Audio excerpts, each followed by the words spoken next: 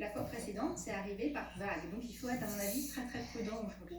Non, justement, on va écouter Gilles Bransbourg, outre-Atlantique, la faillite de la Silicon Valley Bank, aussitôt suivie de celle de Silvergate Capital et de la Signature Bank, a montré la fragilité de ces petites banques américaines. Y a-t-il un lien avec la faillite de Crédit Suisse et comment l'analysez-vous?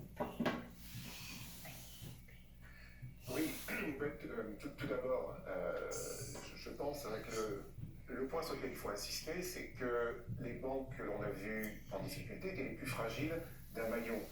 Mais en réalité, la crise est très systémique, même si elle est très différente de 2008. Je suis d'accord avec ce qui a été dit auparavant, mais dans le même temps, il faut bien voir que ce qui arrive à SVB ou ce qui est arrivé à Crédit Suisse, ce sont des dévalorisations de leurs actifs à la suite de la hausse des taux.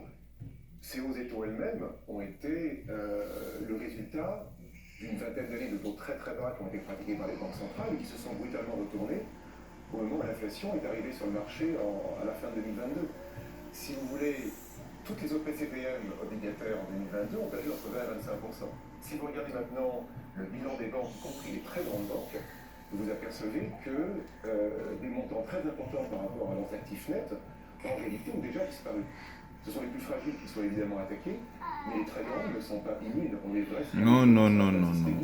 C'est ce qui explique la rapidité de l'autorité américaine ou suisse à faire quelque chose et à ne pas attendre. Alors vous avez parlé, Gilles Bransbourg, de la hausse des taux d'intérêt. Est-ce qu'il y a eu également une défaillance de supervision des autorités de contrôle américaines? Je dirais oui et non, parce que c'est très différent de 2008. 2007-2008, on a face à nous des investissements, je veux dire, pourris. Alors, on a encouragé les gens à trop emprunter, les banques ont racheté en titrisation énormément de